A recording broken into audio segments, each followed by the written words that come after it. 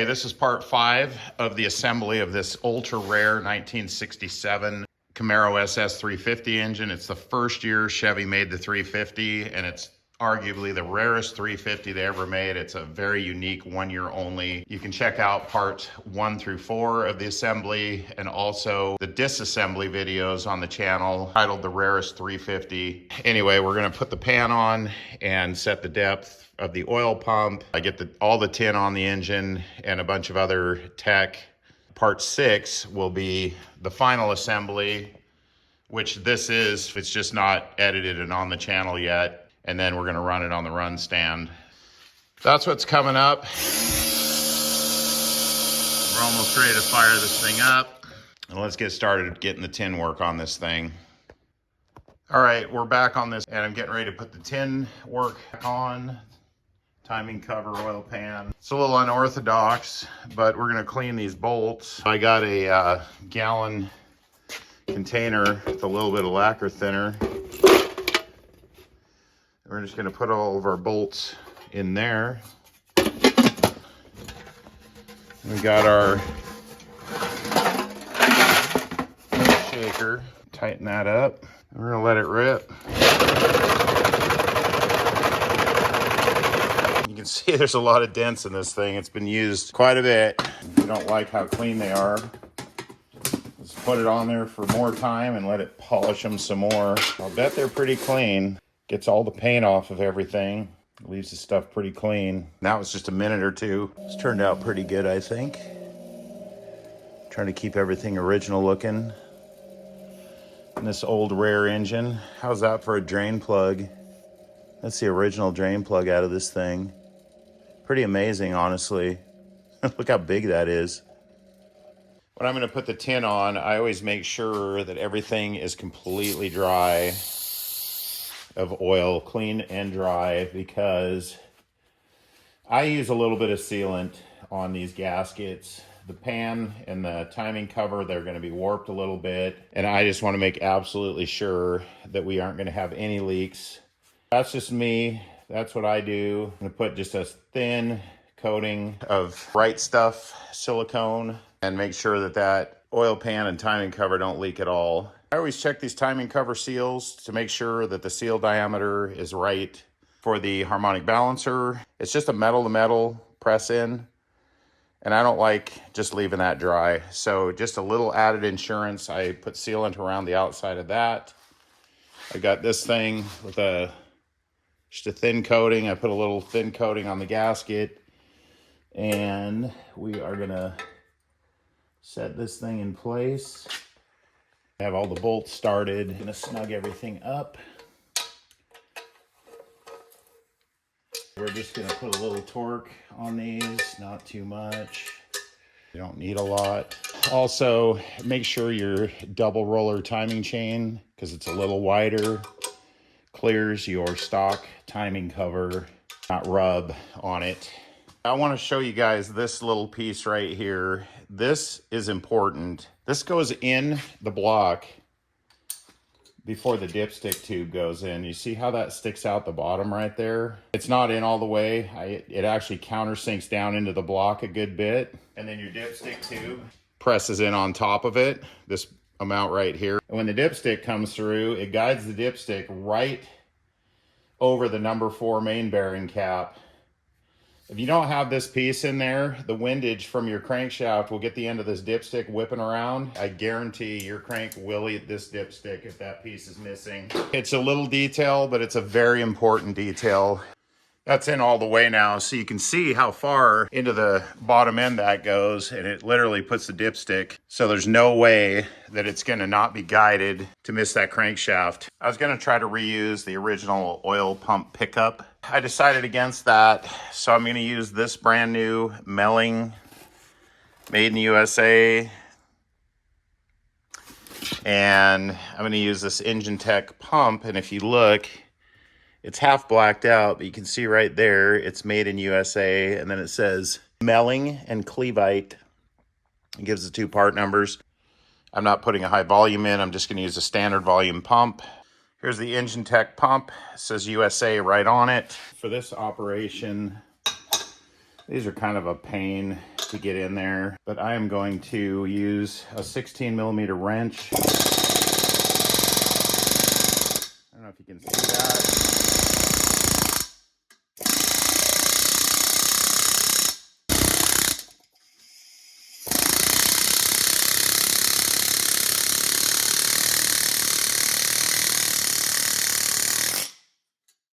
That's about the best way. Those in, they're kind of a pain.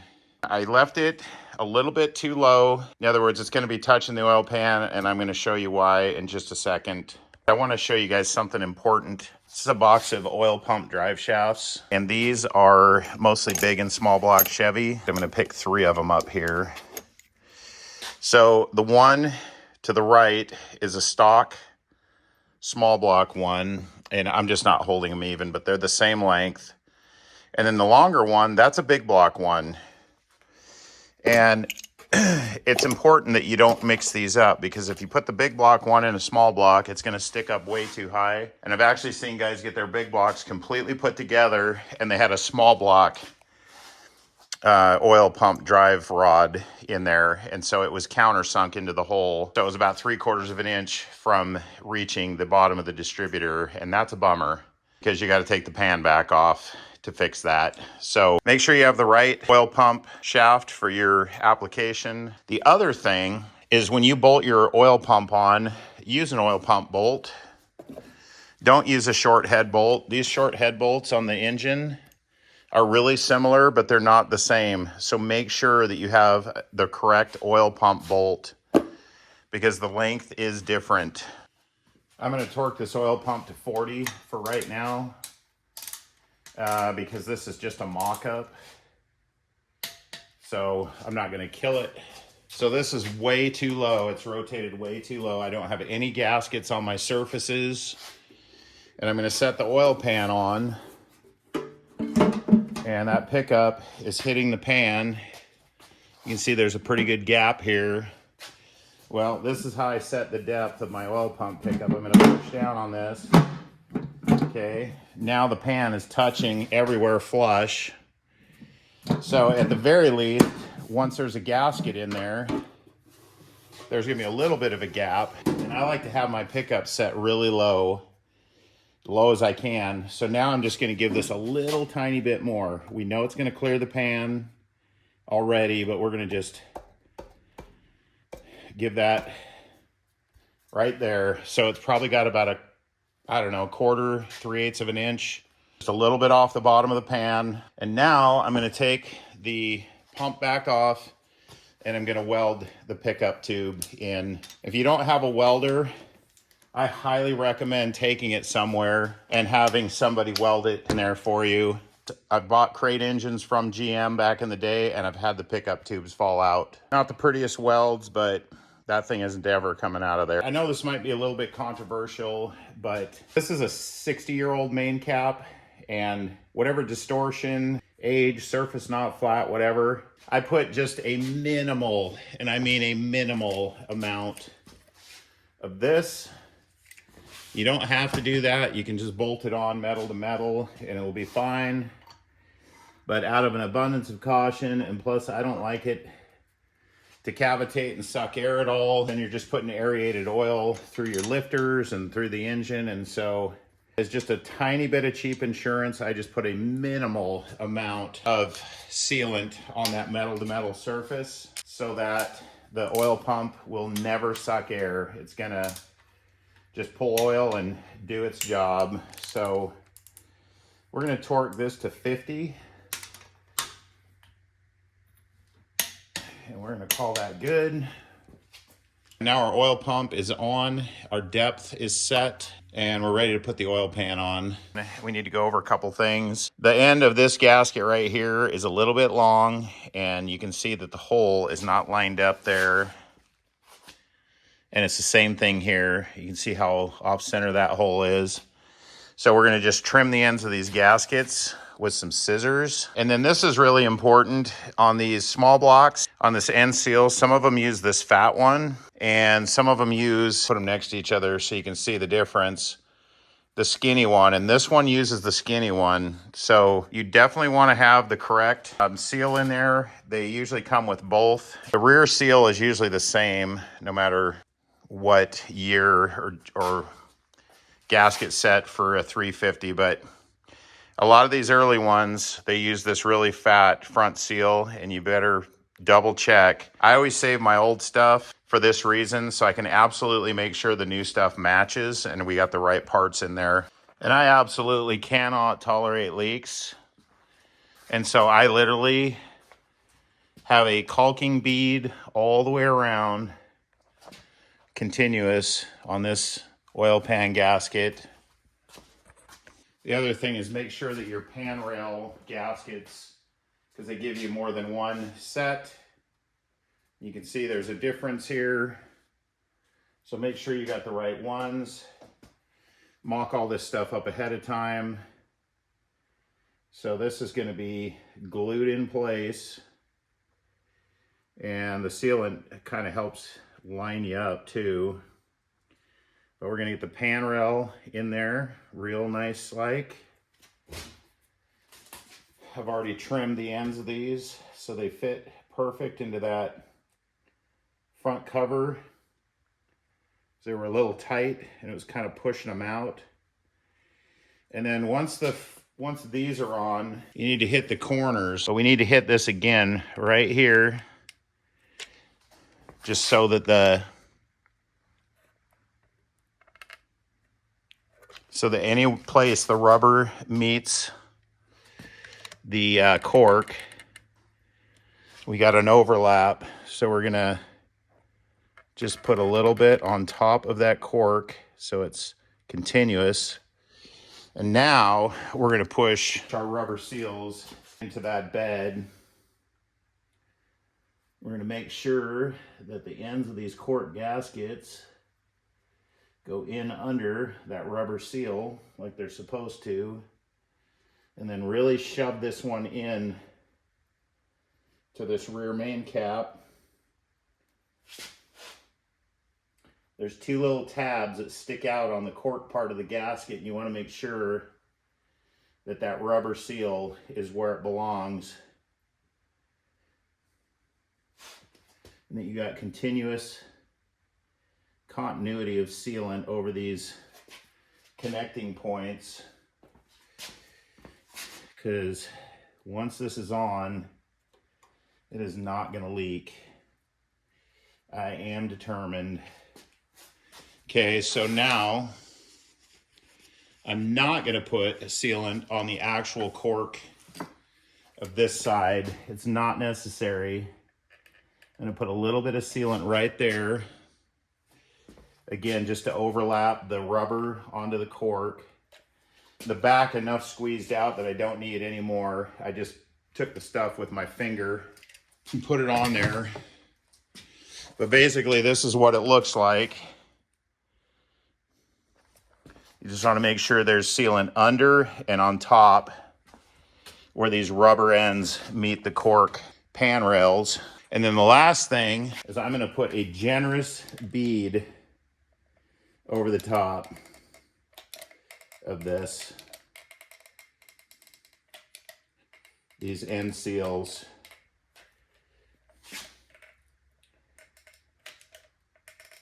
So that this does not leak. It is no good to have leaks. So we're going to caulk this thing.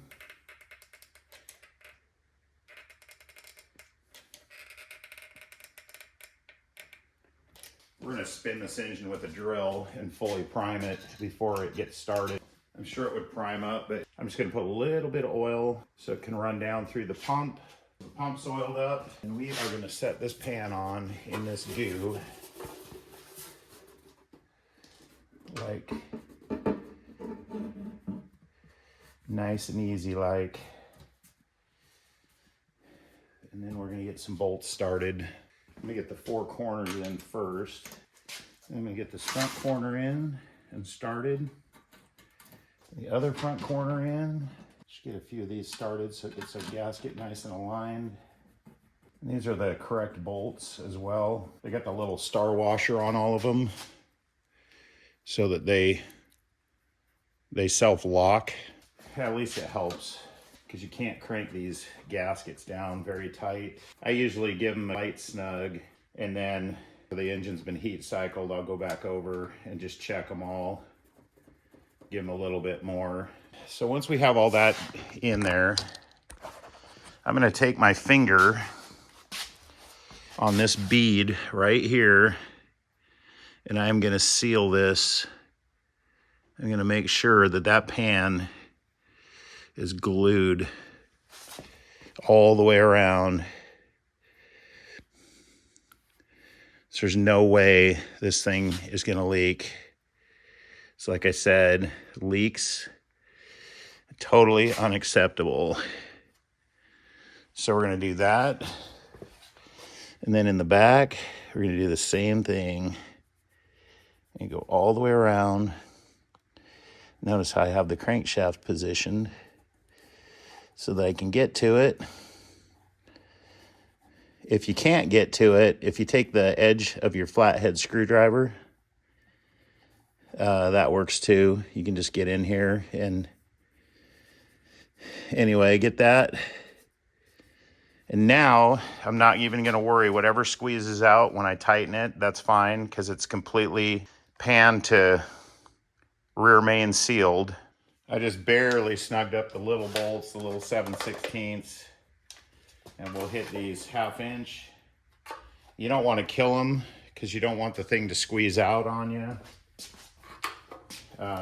Like I said, after it's been heat cycled, you can go back through and just make sure everything's tight. You're gonna just fill those corners in, make sure this thing is caulked. Everything's super sealed up. Same thing in the back. Now that we got a little bit of torque on these, just minimal. You can't put these very tight starting out or you're gonna kill the gasket. These back corner bolts go right through to the bell housing, so they are not blind. And if you don't have them sealed all the way around, or if the gasket doesn't seal them all the way around, they'll just leak right through the threads because it's not a blind hole. All right, that looks pretty good. This is what this looks like finished. Got minimal squeeze out on the cork. It's only glued on the one side. It's not glued to the pan. Same thing in the back. So we got the tin on this thing, at least the pan and the timing cover. Got the oil pump set. So to do a quick summary, make sure that your stock timing cover clears your double roller timing chain if you're using one. Make sure the chain and roller are not too wide and hitting the cover. Make sure that you have a small block oil pump drive shaft in there, not a big block one. Put your pickup tube in, set a little too low, and then put the pump on, and then push down on the pickup with the oil pan to set your depth. And then maybe just push the pickup up a little tiny bit more, rotate it up so it's not touching the bottom of the pan. And then make sure that you bolt your oil pump on with the correct oil pump bolt. Don't use a head bolt. Use the right bolt to put the pump on. Oil pump pickup depth. Weld that sucker in, the right length oil pump drive shaft. Also the little tube that goes in here under the dipstick, that you don't have your dipstick get eaten because of the windage.